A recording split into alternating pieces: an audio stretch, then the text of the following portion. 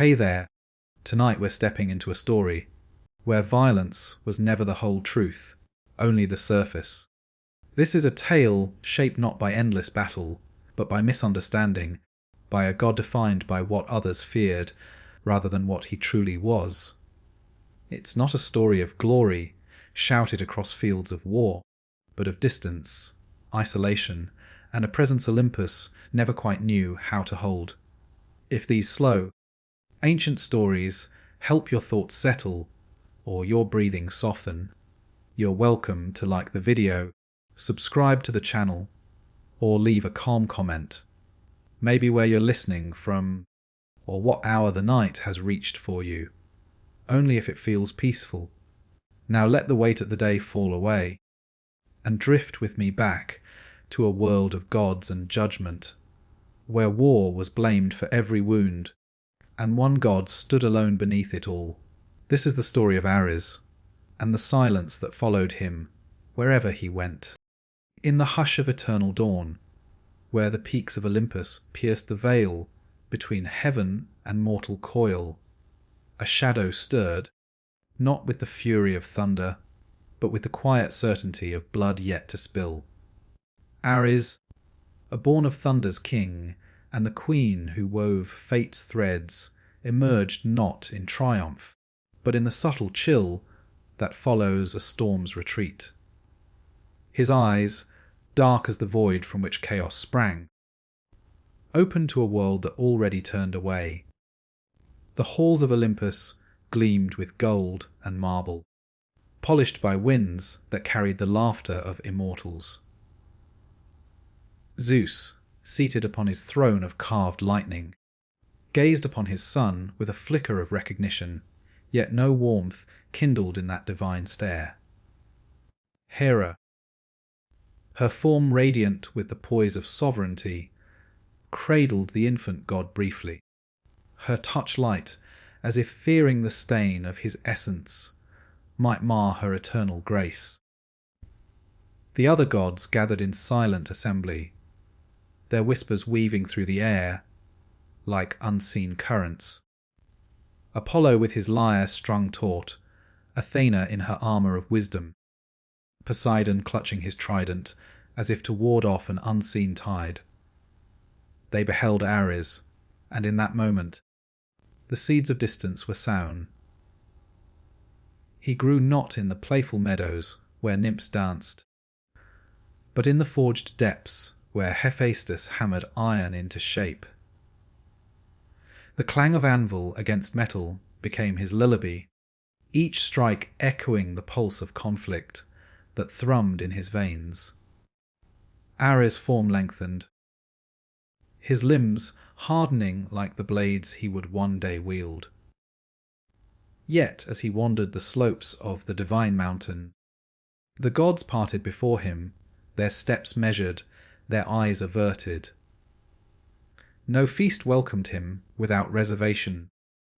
No counsel included him without the weight of unspoken caution. He was war incarnate, the embodiment of strife that even immortals dreaded, for in his presence the fragile veil of order trembled.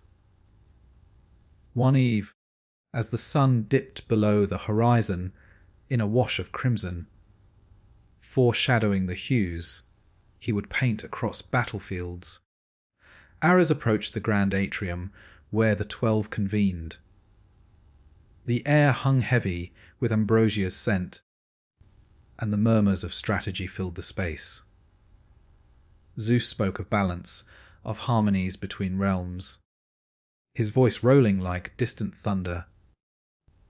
Athena nodded, her helm catching the torchlight, advocating for the calculated strike, the war of minds over might. As stood at the threshold, his silhouette framed by twilight, awaiting for an invitation that never came. The gods glanced his way, their expressions a mosaic of pity and apprehension, as if his mere proximity invited the chaos they professed to abhor. He turned then, his footsteps echoing softly down the corridor of polished stone. each one a quiet affirmation of his solitude. In the solitude of his chamber, carved from the mountain's heart, Ares gazed upon a tapestry woven by the fates themselves, a depiction of battles past, threads of red intertwining with gold. His fingers traced the patterns, feeling the pull of destiny that bound him to destruction's dance. No rage boiled within him yet, only a deep, resonant calm, the kind that precedes the inevitable clash. He sat in stillness, the weight of his being pressing against the walls, as if the room itself braced for what he represented. Days blended into eternities on Olympus, where time bent to the whims of the divine. As ventured forth, not in rebellion, but in the simple act of existence. He walked the gardens where Demeter's blooms flourished, their petals unfurling in silent beauty. Yet, as he passed, the flowers seemed to wilt ever so slightly, their colours dimming, as if sensing the shadow of upheaval. Artemis, hunting in the wild fringes, crossed his path once, her bow drawn taut against an unseen prey. She paused, her silver eyes meeting his, a moment of shared wilderness hanging between them. But she moved on, her hounds at her heels, leaving him to the echo of her departure. Even in kinship, distance prevailed. In the forge's glow, Hephaestus laboured, his malformed limbs moving with surprising grace. Ares watched from the entrance, the heat washing over him like a familiar embrace. The smith god glanced up, his face smeared with soot, and for a brief instant a nod passed between them, the acknowledgement of outcasts. Hephaestus hammered on, shaping a shield that would one day bear the marks of war's fury. As lingered, his presence a silent companion to the rhythm of creation born from fire. No words were exchanged, none were needed. In that shared quiet, the first threads of understanding wove themselves, fragile yet enduring. As moons waxed and waned, Ares' isolation deepened, carving grooves into his immortal soul. He climbed to the summit, where the winds howled secrets of distant lands, standing alone as storms gathered on the horizon. Below, the mortal world churned, cities rising from dust, empires clashing in the name of glory. He felt their calls, the faint tugs at his essence, the prayers of warriors invoking his name not in love, but in desperate need. On Olympus, such invocations were met with disdain. The gods preferred the arts of peace, the illusions of harmony. Ares descended the slopes occasionally, his form cloaked in mist, observing from afar as humans wielded spears and shields, their cries rising like smoke from altars dedicated to him. One such descent led him to a valley where two armies encamped, their fires dotting the night like fallen stars. He moved among them unseen, the air thickening with anticipation. A young soldier sharpened his blade, his hand steady despite the tremor in his voice as he whispered to a comrade of home and hearth. Ares paused, the weight of their impending doom settling upon him like a mantle. He did not intervene, he merely existed, and in his existence the inevitability of conflict crystallized. As dawn broke, the clash began, metal on metal, shouts piercing the air, blood soaking the earth. He watched, his expression unchanging, the chaos reflecting in his eyes like a mirror to his soul. Returning to Olympus, the scent of battle clung to him, drawing sidelong glances from the assembled gods. Poseidon grumbled of disrupted seas, Demeter of trampled fields. Zeus remained silent, his gaze heavy with the burden of paternity. Ares took his place at the edge of the circle, the space around him widening imperceptibly. The council proceeded, discussions of alliances and omens, while he sat in repose, the echoes of mortal strife resonating within. No accusation was levelled, none was necessary. His nature was accusation enough. In the quiet hours that followed, Ares retreated to a ledge overlooking the abyss, where the world dropped away into mortal realms. The wind whispered of wars yet to come, of empires that would rise on the backs of the fallen. He closed his eyes, feeling the pulse of destiny thrumming through him, a rhythm as ancient as the stars. The gods feared him not for what he did, but for what he was. The reminder that order was fragile, that chaos lurked in every shadow. And in that fear, his isolation grew, a chasm widening with each passing eon. Yet in this solitude, a subtle fire kindled, not of destruction, but of purpose.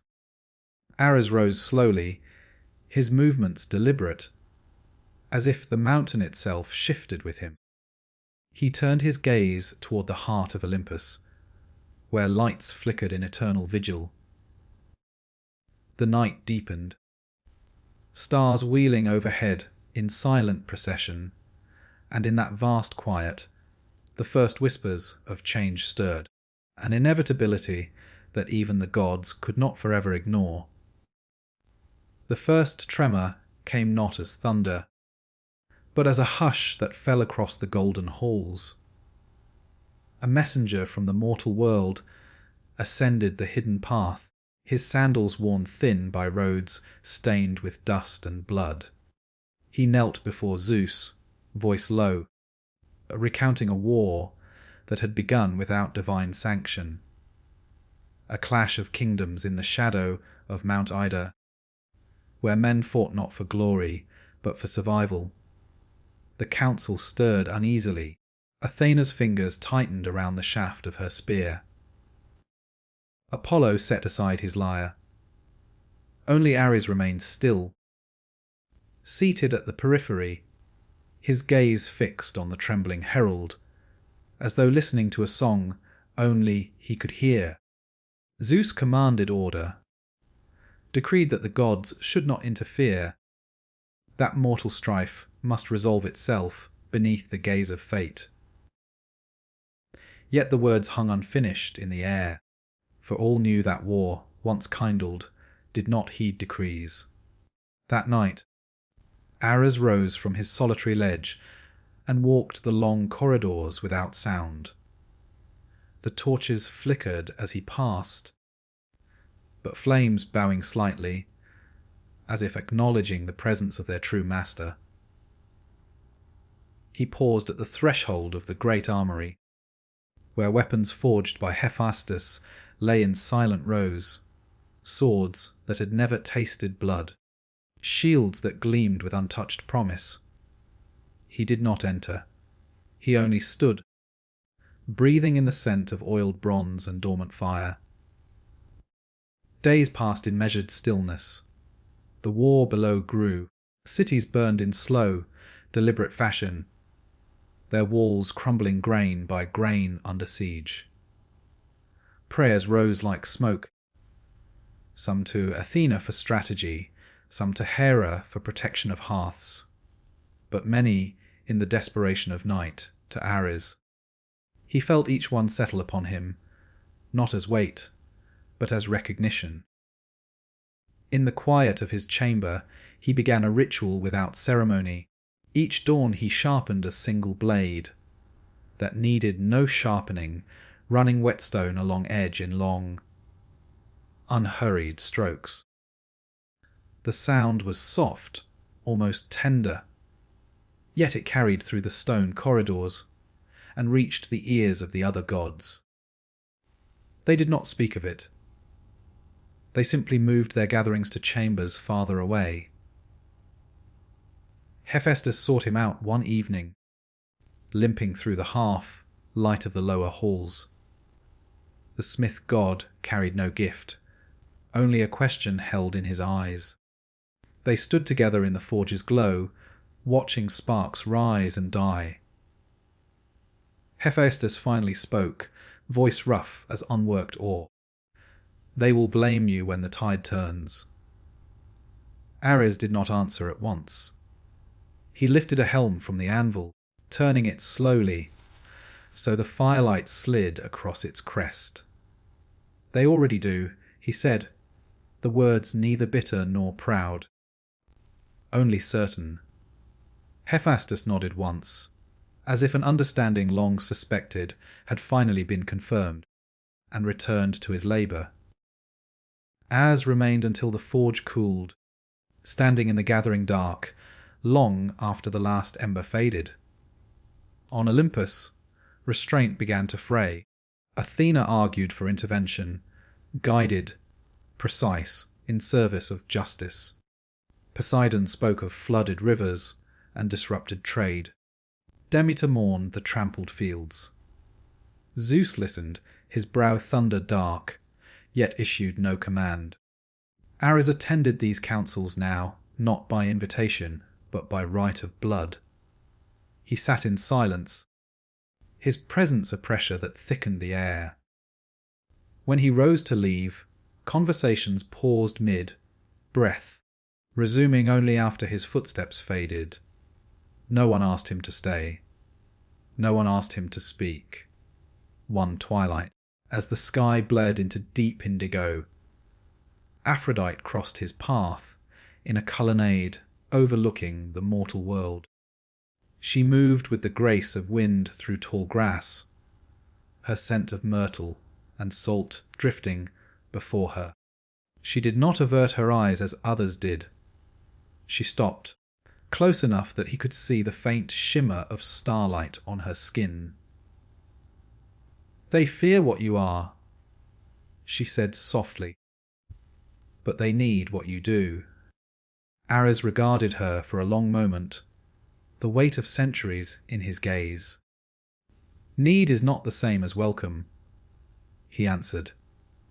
She reached out, fingers brushing the edge of his cloak, a touch light as moth wings. Then she, too, turned away, leaving only the lingering trace of her fragrance in the cooling air.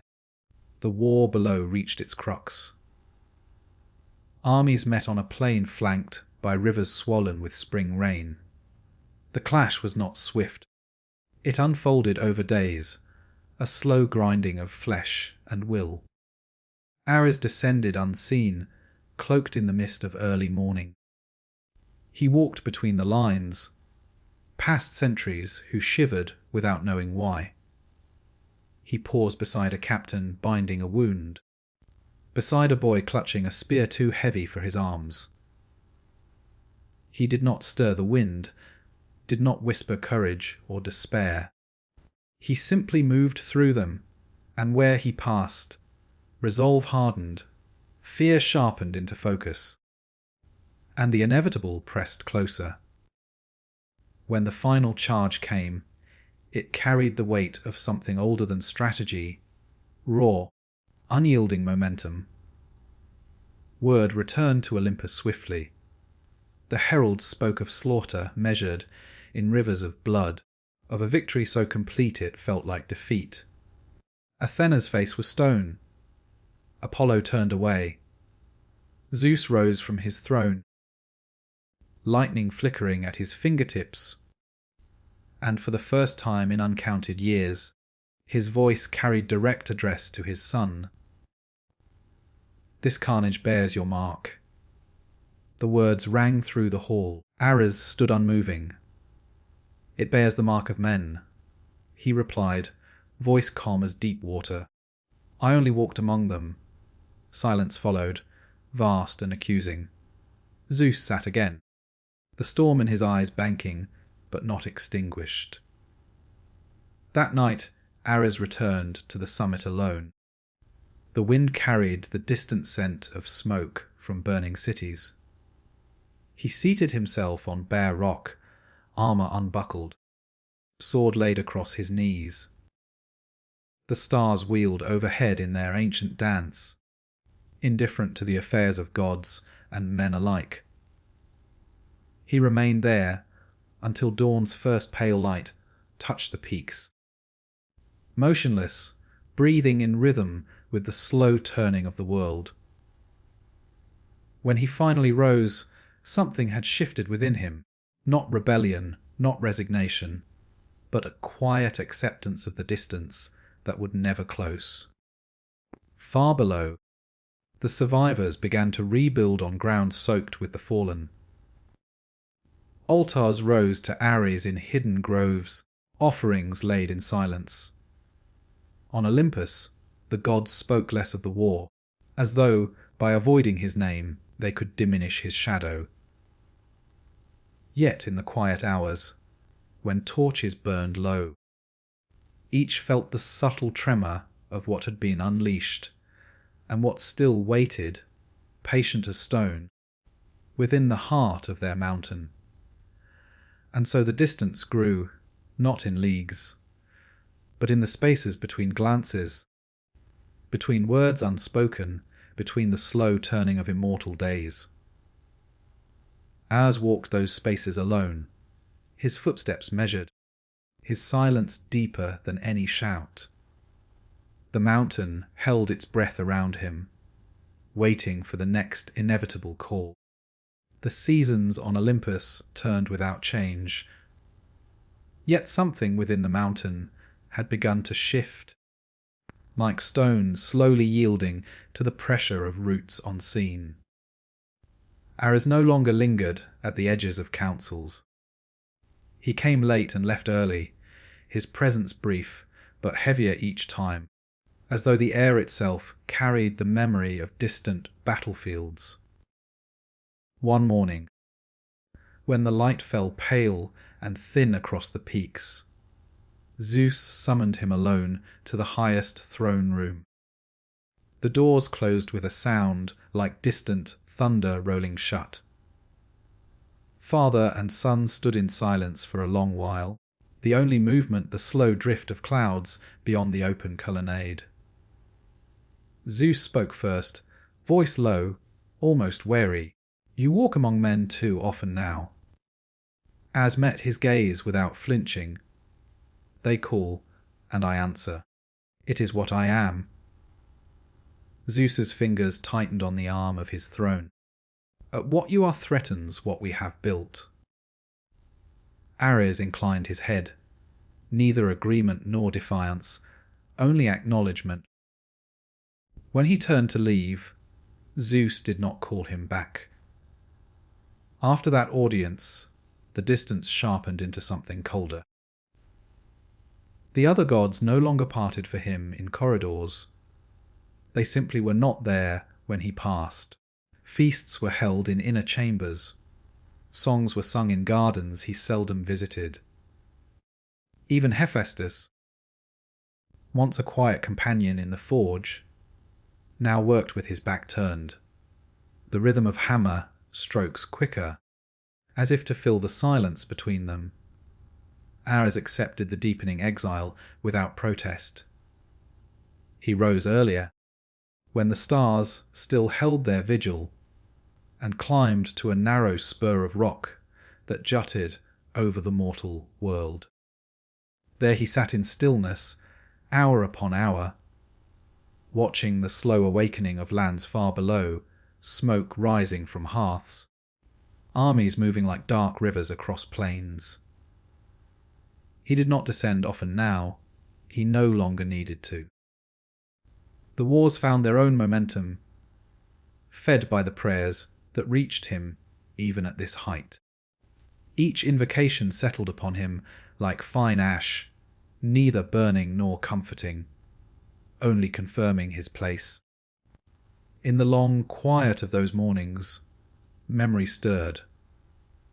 He recalled the first time he had felt the full weight of his nature, a battlefield in the dawn of the world. when bronze was new and men still fought with the raw courage of those who had little to lose. He had walked among them, then as now, unseen, and felt the surge of their fear and fury flow through him like blood through veins. There had been no judgment in it, only recognition. That day, he had understood that he was not the cause of war, but its vessel, not its master, but its most faithful servant. On Olympus, the gods sought to bind chaos with new oaths. Athena proposed treaties between mortal kings, woven with divine promises. Apollo sang of peace that would endure 1,000 years. Demeter planted sacred groves where no weapon could be raised. Zeus listened and nodded, yet his eyes often strayed to the empty place at the edge of the circle where Ares once sat. One evening, as twilight deepened into violet, Aphrodite came to him again. She found him on the spur of rock, motionless against the vast sky. She did not speak at first. She simply sat beside him, close enough that the warmth of her presence brushed his arm. After a time, she said, "They are building walls against you, even here." Ares turned his head slowly. "Walls have always been built against me, some of stone, some of silence." She rested her hand lightly on his wrist, fingers tracing the faint scars no immortal blade could leave. "And you let them stand?" He considered the question, gaze returning to the darkening world below. "I am the reason walls are needed. To tear them down would be to deny what I am." She remained with him until the moon rose, silvering the clouds. When she left, her footsteps faded softly, leaving only the wind. Ares did not move. He sat through the night, feeling the slow turn of the earth, the quiet pulse of wars sleeping and waking far below. Dawn found him still there, eyes open, face unreadable. Word came soon after of a greater conflict gathering in the east, empires poised like wolves at the edge of a firelit camp. Prayers rose thicker now, urgent, edged with terror. The gods debated long into the nights, voices rising in rare discord. Athena argued for measured aid to the weaker side, but Poseidon warned of disrupted seas. Zeus listened, but issued no decree. In the end, they chose restraint once more, believing distance could preserve their order. Ares heard the debates from afar, echoes reaching him on the wind. He rose at last from his vigil, armour fastening itself about him, with the soft click of long familiarity. He did not stride forth in anger. He simply began the long, unhurried descent from the spur of rock, down paths seldom trodden, toward the hidden gate that opened onto mortal lands. Behind him, Olympus settled into watchful quiet. No one watched him go. No one spoke his name.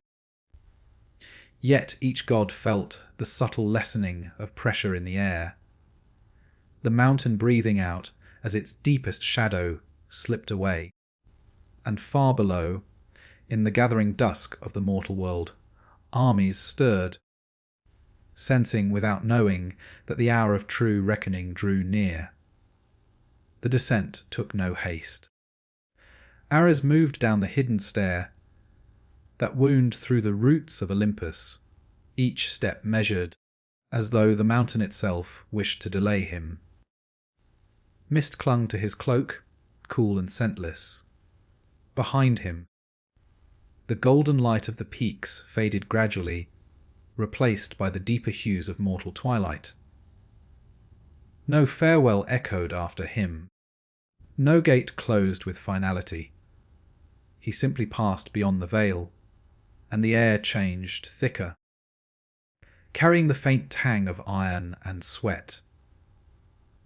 He emerged onto a ridge above the great plain where the empires faced one another. Night had fallen, and the camps stretched like twin seas of flickering torches. The wind brought fragments of sound.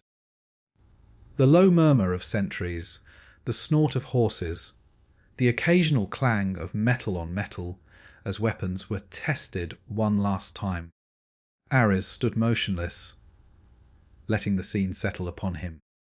He felt the weight of hundreds of thousands of hearts beating faster now, each one tuned to the same inevitable rhythm. For 3 days he did not move from the ridge. He watched the slow preparations unfold, engineers raising siege towers, priests offering to forgotten gods, kings walking among their men with words of fire and promise. Prayers rose to him in steady waves, some fierce, some desperate, some already resigned. He absorbed them without gesture, without answer. On the 4th dawn, he descended the slope and entered the plain. He walked first through the camp of the eastern host, unseen, his presence no more than a subtle pressure in the air. Men straightened as he passed, gripping spears tighter without knowing why. Officers found their voices carrying farther, sharper. In the western camp, it was the same restlessness turned to resolve, doubt to certainty. He did not favour one side over the other. He simply walked the lines, and where his shadow fell, hesitation burned away. When night returned, he seated himself on a low rise between the armies, armour unfastened, sword planted point, down in the earth before him. The stars above were the same that wheeled over Olympus, yet here they seemed closer, harder, as though tempered by the coming clash. He waited through the dark hours, breathing slowly, feeling the vast tension, gathering like storm clouds, pressing against one another. At the first pale hint of dawn, the horn sounded. The armies began to move. Ares rose, buckled his armour with deliberate care, and took up his sword. He did not join either line. He walked forward alone, into the open space between the hosts, and stood there as the fronts advanced toward him. The earth trembled under the weight of marching feet. Dust rose in slow clouds. The roar of voices grew until it filled the world. Yet when the foremost ranks were still a bowshot away, something shifted. Men on both sides faltered, eyes drawn to the solitary figure in dark bronze who waited without shield or banner. A hush spread outward like ripples in still water. Spears lowered fractionally. Horses quieted. Ares did not speak. He simply lifted his sword in a slow salute, not to either army, but to the moment itself. Then he stepped aside, clearing the centre of the field. The pause lasted only heartbeats, but it was enough. The armies surged forward again, a passing within arm's length of him, and the clash began. The battle did not erupt in chaos. It unfolded with terrible clarity, line meeting line, shield locking against shield. As moved through it all, no longer unseen. Warriors glimpsed him and fought harder, as though his presence confirmed the worth of their struggle. Blood soaked the ground in steady measure. The sun climbed, indifferent. Hours passed. The field became a slow, turning wheel of advance and retreat. Ares walked its edges, never striking, never intervening, only present. Where exhaustion threatened to break a phalanx, resolve returned. Where terror loosened grips on spears, hands tightened again. He was the quiet axis around which the storm revolved. By late afternoon, the eastern host began to give ground. Not in panic, but in the measured yielding of men who had spent their strength.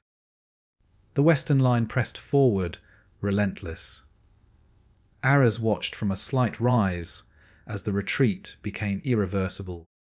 He felt no triumph, no sorrow, only the deep satisfaction of purpose, fulfilled without distortion. When the sun touched the horizon, the Eastern King fell. His guard closed around him too late. The Western host raised a roar that rolled across the plain like thunder returning to its source. Yet even in victory, exhaustion settled heavily. The pursuit was brief. Both armies withdrew to their camps as dusk deepened, leaving the field to the dying and the dead. Ares remained until full night returned. He walked slowly among the fallen, stepping over broken spears and crumpled shields. Here and there a man still breathed, eyes finding him in the starlight. No pleas were spoken. Only recognition passed between them, quiet and final.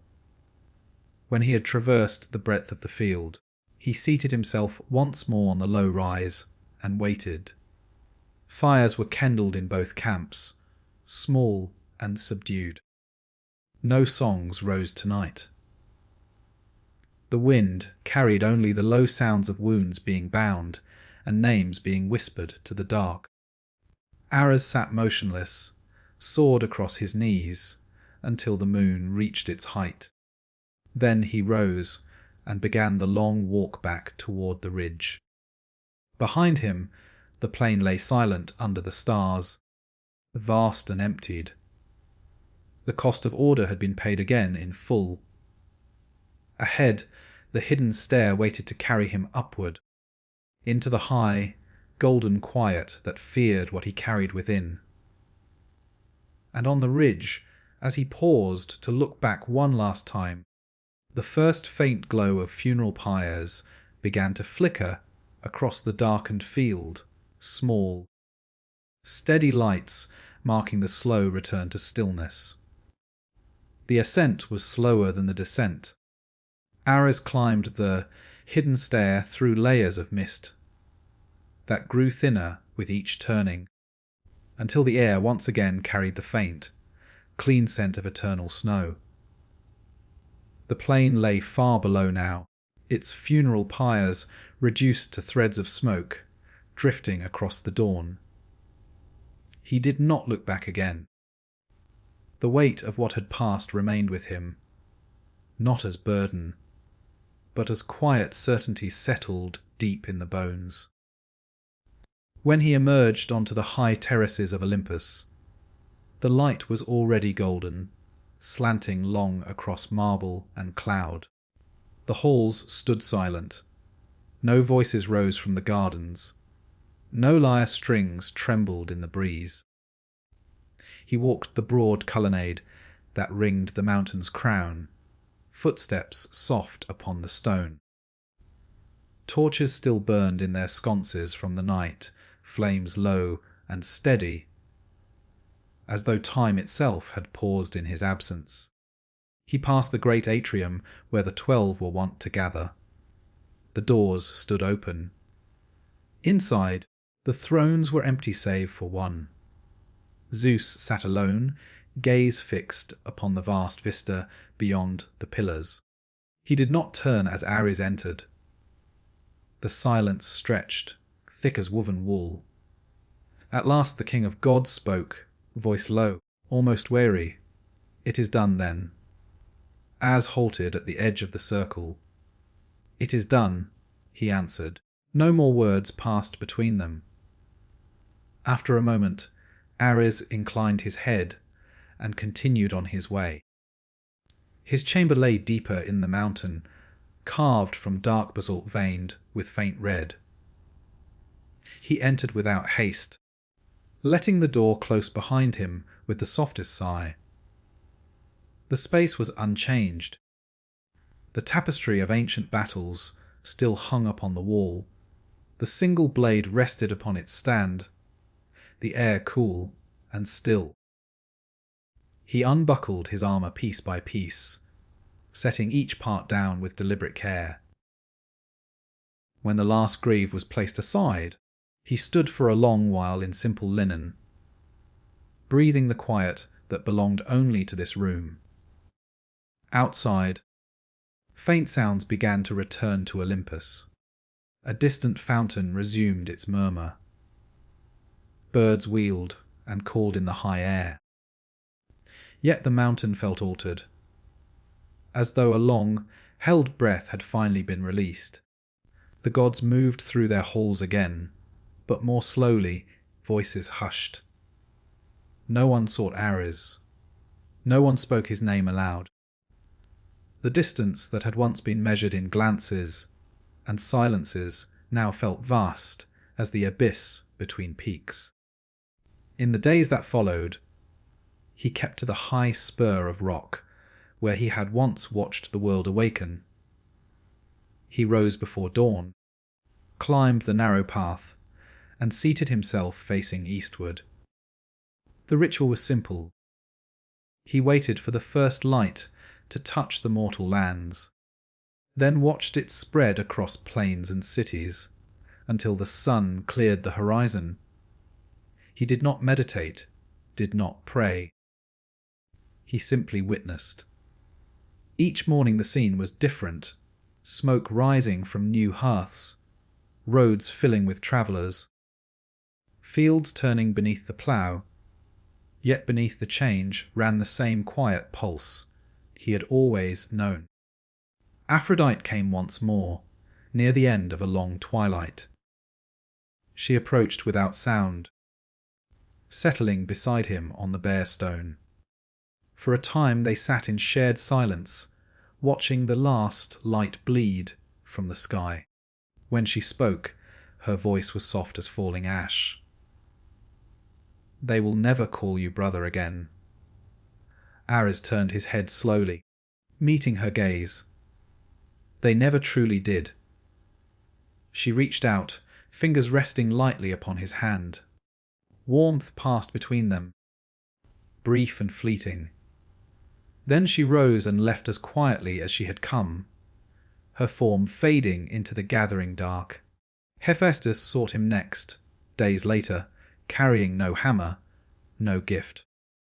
The smith god limped to the spur and stood for a long while before speaking. "The forge feels colder now," he said at last. Ares regarded him steadily.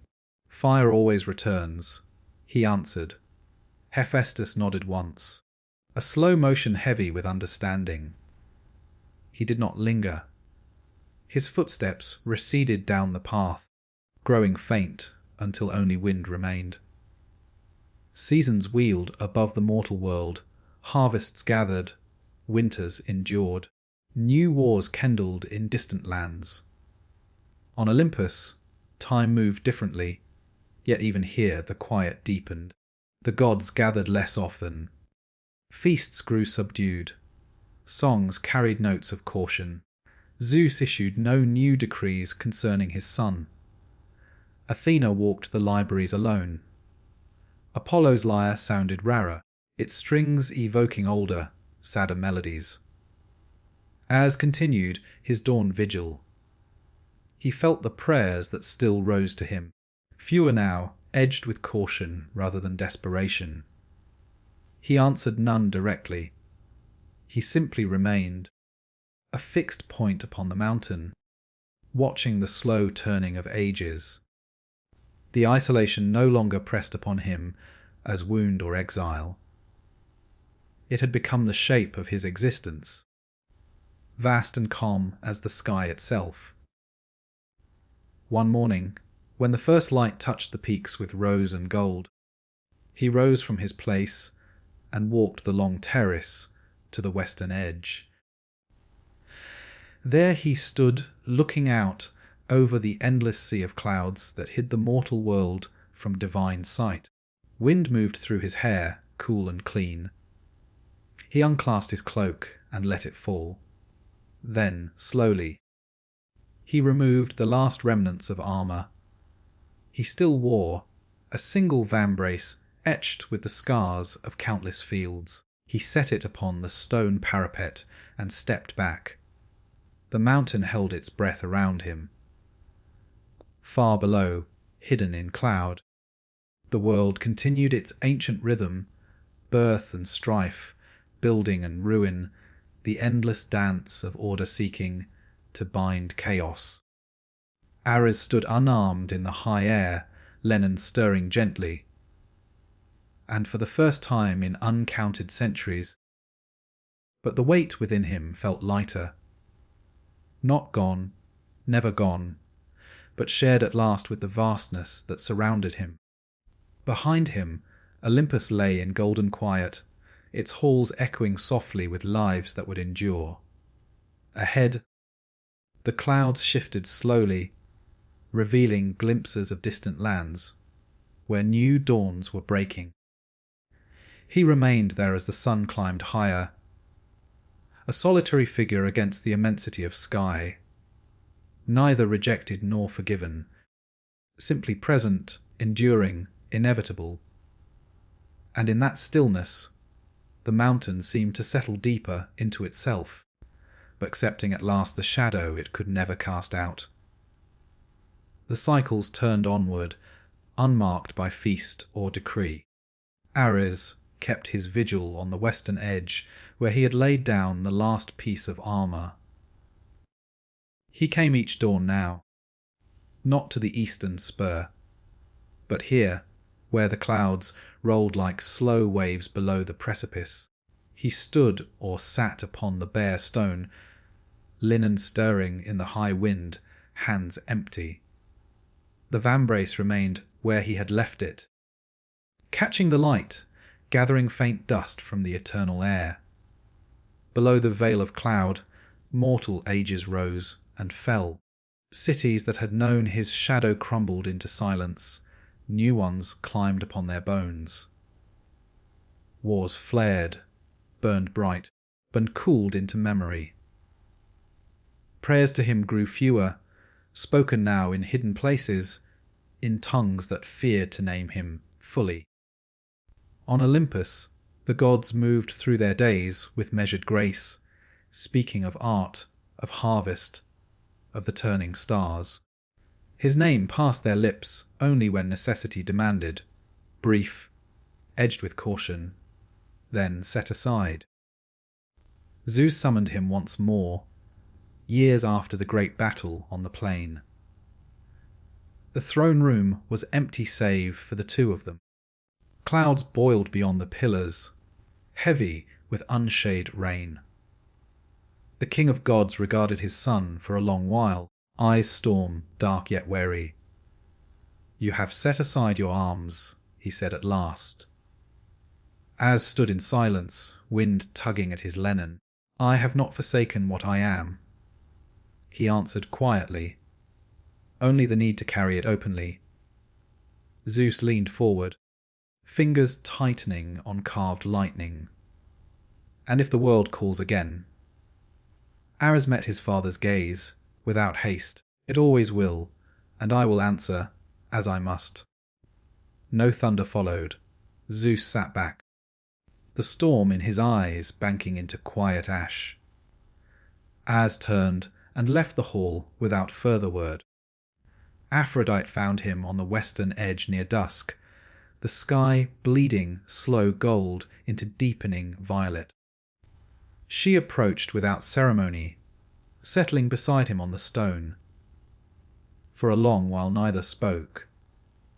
The wind carried the faint, distant scent of mortal seas.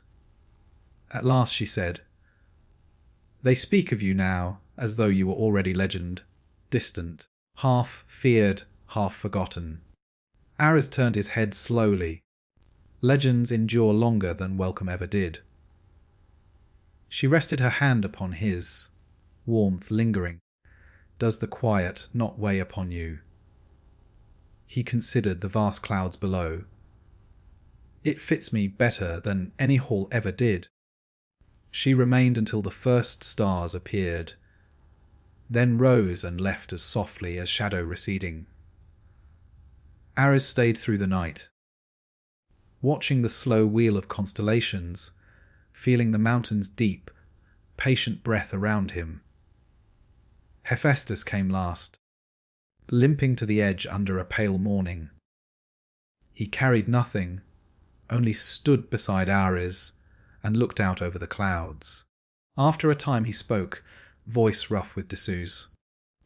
The forge burns low these days. Fewer blades are needed. Ares nodded once. Fewer are forged, yet the need remains, only shaped differently. Hephaestus exhaled slowly. You carry it still. Always. Ares replied. The smith god placed a hand briefly upon his brother's shoulder, firm, brief, then turned and descended the path. His footsteps faded into silence. The gods no longer gathered in full council. They met in smaller circles, voices softer. Eyes often straying to the western edge, where a solitary figure could sometimes be glimpsed against the sky. No decree was issued, no exile pronounced. The distance simply became the shape of things, accepted as the mountain accepts its own shadow. Ares continued his quiet watch. He felt the slow pulse of the world below, new empires rising, old ones fading, the eternal rhythm of strife and renewal. He answered no prayers directly now. He simply remained, a fixed point upon the heights, bearing what the others could not. And Olympus settled into a deeper calm, its golden light softer, its halls echoing less. The gods endured in their measured grace, knowing without saying that the shadow they had kept at a distance still held its place, unmoving, patient, inevitable. In that stillness, the mountain itself seemed to breathe easier, as though the long tension between order and the force that tested it had finally found its quiet balance. The ages drifted onward like clouds across the face of the sun, slow and unhurried. Olympus endured in its golden hush, its halls echoing softer with each turning of the mortal wheel below. The gods moved through their eternal days with the grace of those who had learned to carry silence as a mantle. Feasts were held, but sparingly. Songs were sung, but in minor keys. Councils convened, but rarely reached conclusion. The western edge, where Ares kept his vigil, had become a place unspoken, glimpsed from afar, never approached. He stood there now, as he had for uncounted years, linen pale against the sky, hands resting lightly upon the stone parapet, where the vambrace still lay. Dust had gathered upon the etched bronze, softening its scars, yet it remained, neither claimed nor removed, a quiet testament to what had been set aside yet never forsaken. The wind moved through his hair, constant and cool, carrying faint echoes from the world below, the clash of armies grown distant, the cries of cities rising and falling like waves upon a forgotten shore. Prayers still reached him, though thinner now, but threaded with caution and time. They came from shadowed altars in hidden groves, from warriors who invoked his name only when all other hopes had withered.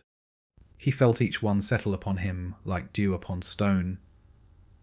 Neither welcomed nor refused, simply absorbed into the vast calm he had become.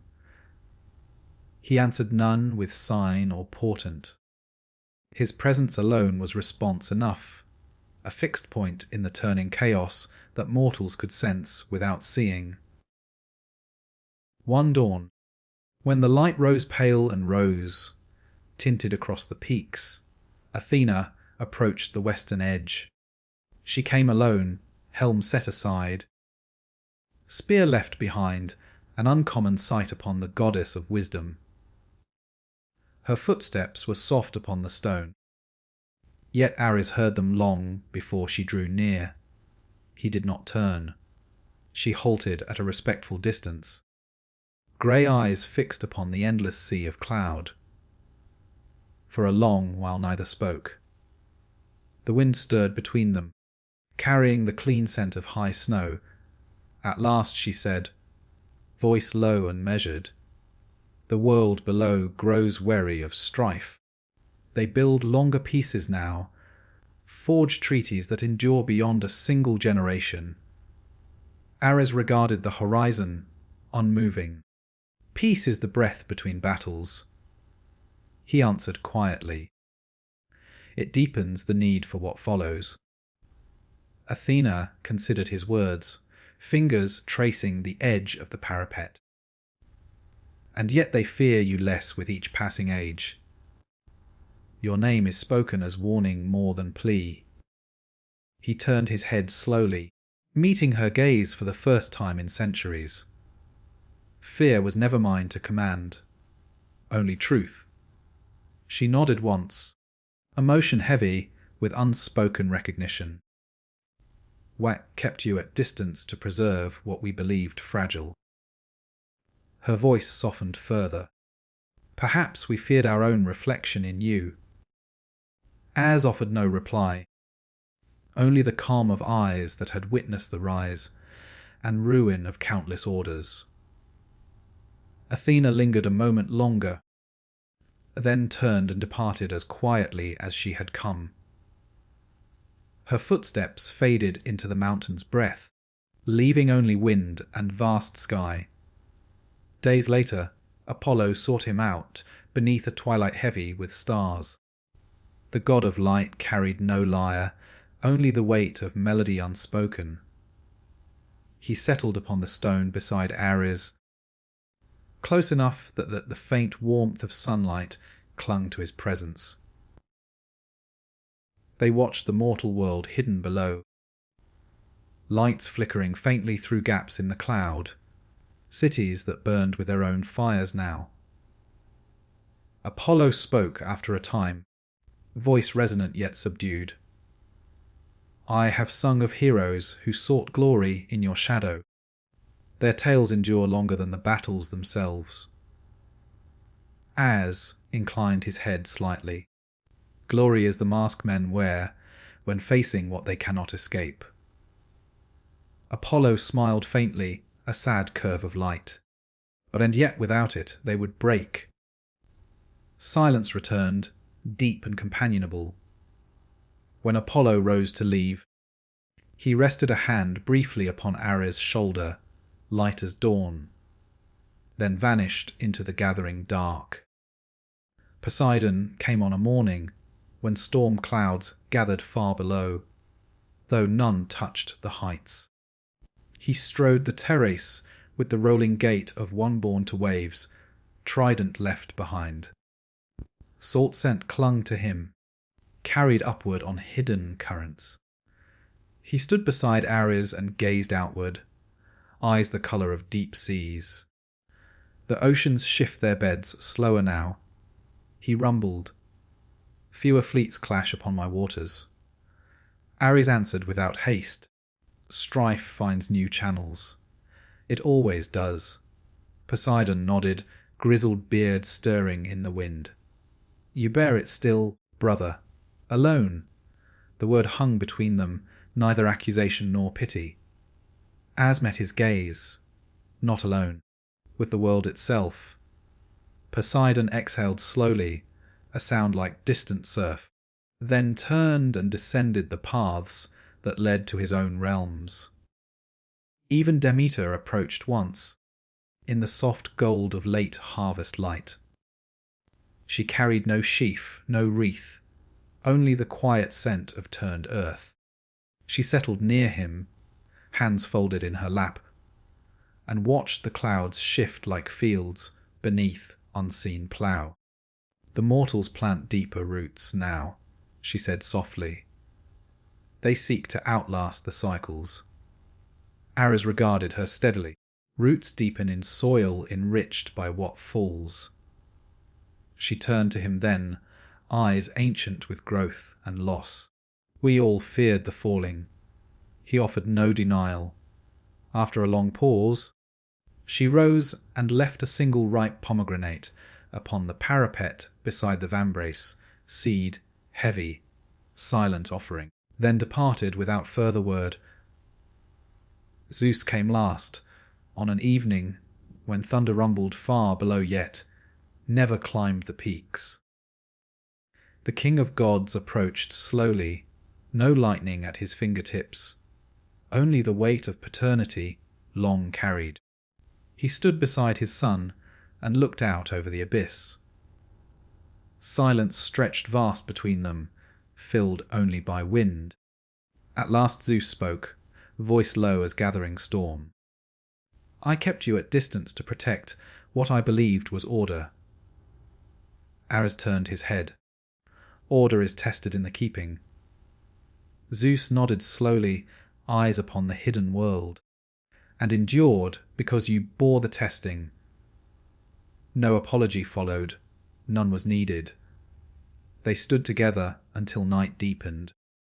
Two figures against the immensity of sky. When Zeus turned to leave, he paused. The mountain is quieter with you here. Ares answered softly, it always was.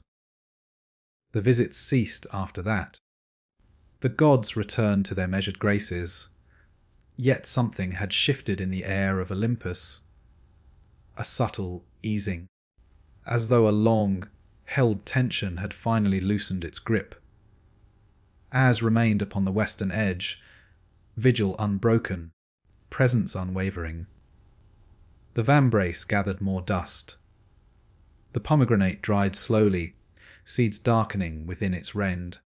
Far below, the mortal world turned through its ages. Empires flowering and fading, pieces lengthening, then fracturing, the eternal rhythm persisting. Ares felt it all, not as weight but as pulse, the deep heartbeat of existence itself. He stood unarmed yet undiminished, isolated yet integral, the shadow that gave shape to the light. And Olympus breathed deeper in its golden quiet, accepting at last the truth it had long held at distance, that order's endurance lay not in denying chaos, but in the quiet strength that bore it unflinching. In that acceptance, the mountains settled into timeless calm, its peaks piercing the sky, as they always had, cradling within their heart the god, who had become its deepest silence. The pomegranate had long since withered upon the parapet, its rind split and darkened. Seeds spilled like dried blood across the stone beside the dust, veiled vambrace. Seasons beyond counting had passed in the mortal world below, yet upon the western edge Ares remained, a solitary figure carved from stillness, linen faded to the colour of mountain mist, hair stirred only by the high, eternal wind. Olympus had settled into its deepest quiet. The halls gleamed, yet fewer footsteps echoed through them. Gardens bloomed untouched. Fountains murmured to empty air. The gods endured, but apart, each in their chosen realm, speaking seldom, gathering never. Zeus sat often upon his throne in the vast atrium, gazing outward as though listening for thunder that no longer came. Athena walked the silent libraries, fingers tracing scrolls grown brittle with age. Apollo's lyre rested unstrung, Poseidon lingered by distant seas that rolled without storm. Demeter tended fields far below, unseen. Hephaestus fed the forge only enough flame to keep it alive. Aphrodite wandered gardens where roses opened and closed without witness. No councils were called. No decrees issued. The mountain simply held its ancient shape, golden light softer now, shadows longer, yet calmer. The shadow they had once kept at distance had become the quiet heart of the place itself, unspoken, unfeared, integral. Ares felt the slow turning of mortal ages as a faint pulse against his skin. Empires had risen higher than any before, but built upon laws and treaties woven tight. Wars came still, but measured now, fought with machines that thundered from afar, decided by minds rather than arms. Blood flowed in lesser rivers, yet the essence remained unchanged, the ancient rhythm of strife testing order, renewal rising from ruin. Prayers to him were rare, whispered in forgotten tongues, yet each one reached him clearly, settling into the vast calm he carried. One final dawn arrived without announcement, clear pale. The light touching the peaks with the gentleness of ending rather than beginning. As stood as always upon the western edge, hands resting lightly upon the stone. The clouds below parted slowly, revealing a world transformed, cities of glass and steel glinting like scattered stars, roads threading the earth in delicate webs, seas crossed by vessels that needed no wind. Yet beneath the gleam, he felt the familiar tremor, the deep, patient gathering of forces that precede every great reckoning. He did not move to descend. He simply watched, breathing in rhythm with the mountain itself. The wind shifted, carrying the faint, clean scent of snow from higher peaks that no foot had ever trod. Behind him, Olympus lay in perfect stillness, its golden light diffused now, as though the sun itself had learned restraint. In that moment, the last subtle tension eased. The distance that had once divided God from gods dissolved, not through reconciliation, not through forgiveness, but through the quiet truth of endurance. As had borne what the others could not, and in bearing it unflinching, had become the unspoken foundation upon which their order rested. Chaos and the strength that contained it were, at last, understood as one. He turned slowly then, for the first time in uncounted ages, and walked the long terrace eastward. His footsteps made no sound. The halls opened before him, empty yet welcoming in their silence.